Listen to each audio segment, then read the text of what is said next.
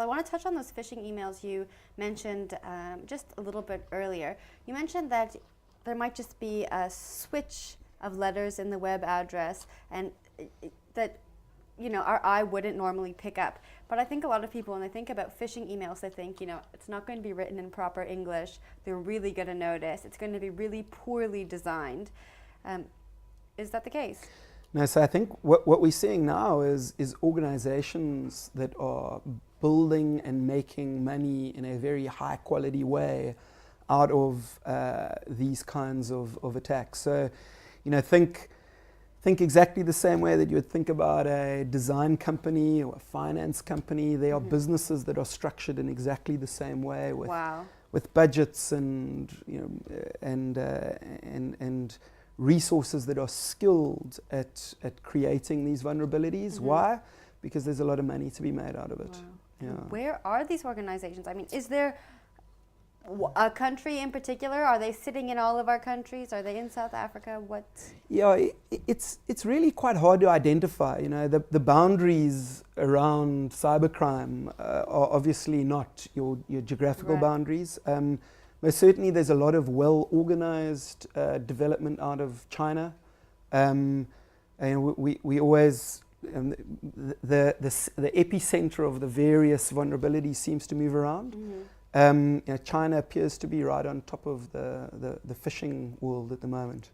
Now, you often hear that the Chinese are the best hackers in the world. Is this the case, or do we just hear about them more?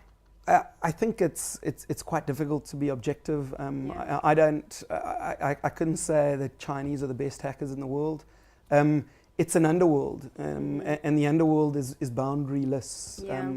But most certainly there's a lot of press around Chinese hacking at the moment.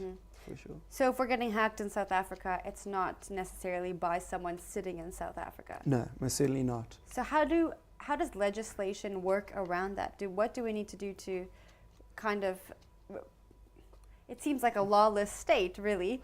Yeah, so I think one of the problems we're facing is that identity theft at a personal level starting to affect people. If we see an evolution there from kind of credit card fraud, which a lot of people are being subjected to, the next layer of that is people's accounts being hacked, identity theft, etc. In the corporate space, what we're starting to see over the last few years is the evolution of legislature that is designed to help the person. And what we're seeing there are things like the protection of personal information, RICA, the interception of communication. And the onus is now on corporates that have my personal data as a customer of a corporate to make sure that is protected. Those have been written through into law, and most certainly now the precedent cases are starting to come out. So there's a lot more focus from the market, from corporates, on how to protect personal data. And that's a good thing. Yes. Now, I know that that's been written into the law, but has it been affected like it should be? Has that law now been actually followed up on by the corporates? And how do we manage that? How do we see the results of that? So most certainly, I mean, I work for a company that looks to help manage corporate data. It specifically works in the email space, but we're most certainly seeing a far more aware corporate market looking to be able to protect my personal data from leaving their business. Right. So, in the past, access to my records, because I hold a credit account with a particular retailer, as an example, those records might not have been as closely guarded and that data as controlled as it is now post the implementation of these laws. And then most certainly the cases are starting to surface. And as those cases surface and corporates face the downside of the law, get penalized, get the brand damage associated with needed to publish a data breach, their security is tightening up even more. We tend to follow what's going on in the rest of the world here, and there's plenty of precedent cases around data breaches from America and from Europe. Now, do you know what percentage of companies in South Africa actually report data losses? Most certainly, I think in the past it's something that very few have because they haven't had to. And now if we look at the new legislation, data breaches need to be published. Yeah. And most certainly that's going to carry a lot of brand damage. So, this is a new area of how the law has evolved, and most certainly we're going to see this again as a new area of how corporates respond to the law. Now, when a corporate is attacked, what do they do? What are the next steps? How do we know our information is then kind of being gathered and brought back? Or is our information just vulnerable to whoever has hacked that system?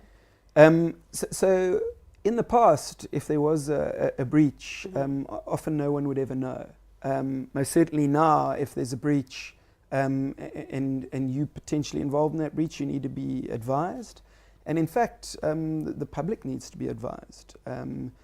And I mean, one might remember a while ago, and I remember this, it was the first real case was in South Africa, was where Zurich Insurance had to take out pages in papers to say we've had a data breach.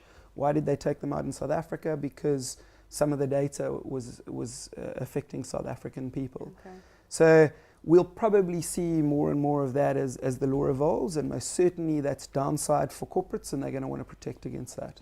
Now, which government institutions are most vulnerable to hackers, do you think? Again, a tricky question. I think it's where the data has the most value to the market. So, the obvious targets at the moment are financial institutions, people selling services where credit card details are involved. So from a government perspective, probably a little bit less targeted. Yeah. I think also the hackers tend to target people that transact online, have online profiles. So it would be difficult to identify a particular government department or government area that might be vulnerable.